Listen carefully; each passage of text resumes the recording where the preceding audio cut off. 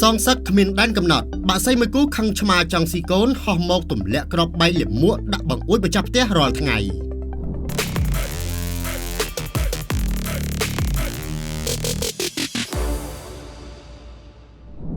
រឿងរ៉ាវដ៏ហួសចិត្តនិងគួរឲ្យអស់សំណើចមួយបានកាត់ឡើងនៅក្នុងខេត្តជាងស៊ូនៃប្រទេសចិនបន្ទាប់ពីសត្វបាក់សីមួយគូបានបើកប្រតិបត្តិការសងសឹកយ៉ាងចាស់ដៃទៅលើម្ចាស់ផ្ទះម្នាក់ដោយសារតែខឹងសត្វឆ្មាចិញ្ចឹមក្នុងផ្ទះនោះចង់ស៊ីកូនរបស់ពួកវាក្នុងរយៈពេលពេញមួយខែកន្លងមកនេះបាក់សីខ្មៅមួយគូនេះគឺបានហោះមកទម្លាក់លាមកដាក់កញ្ចក់បង្អួចរបស់លោកស្រីជេនដែលត្រូវជាម្ចាស់ផ្ទះស្ទើរតែរាល់ថ្ងៃរហូតធ្វើឲ្យអ្នកស្រីរៀបរាប់ទាំងហួសចិត្តអ្នកស្រីជេនបានរៀបរាប់ថាបញ្ហានេះគឺបានចាប់ផ្ដើមកាលពីខែមុននៅពេលដែលបាក់សីខ្មៅមួយគូបានមកធ្វើសម្បុកនៅលើដើមឈើមុខផ្ទះរបស់គាត់ដោយសារតែសភាវគតិរបស់សត្វនាងដែលសត្វឆ្មាមួយក្បាលតែងតែហក់ឡើងទៅលើបង្អួចក្នុងគោលបំណងចង់ចាប់បាក់សីទាំងនោះធ្វើជាអាហារការរំខាននេះគឺបានធ្វើឲ្យបាក់សីទាំងនោះមានអារម្មណ៍ថាមានគ្រោះថ្នាក់ហើយក៏ចាប់ផ្ដើមប្រើក្បាច់សងសឹកដោយការបន្ទោបងលាមកដាក់កញ្ចក់បង្អួចដើម្បីជាការតបតវិញអ្វីដែលកាន់តែហួសចិត្តបំផុតនោះគឺពួកវាហាក់បីដូចជាមានការវិភាគច្បាស់លាស់ណាស់ដោយពួកវាតែងតែហោះមកទម្លាក់លាមកនៅវេលាម៉ោង 8 ព្រឹកនិងម៉ោង 3 រសៀលជារៀងរាល់ថ្ងៃ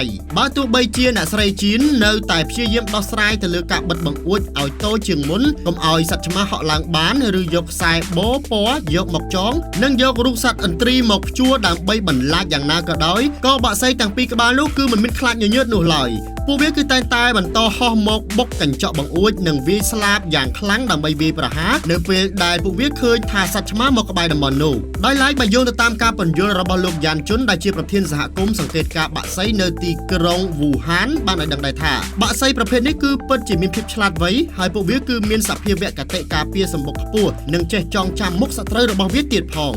ការទម្លាក់លាមកគឺជាយន្តការការពារខ្លួនតាមបែបធម្មជាតិរបស់ពួកវានៅពេលដែលពួកវាមានអារម្មណ៍ថាមានការគំរាមកំហែងអំពីមនុស្សឬមួយក៏សត្វដទៃ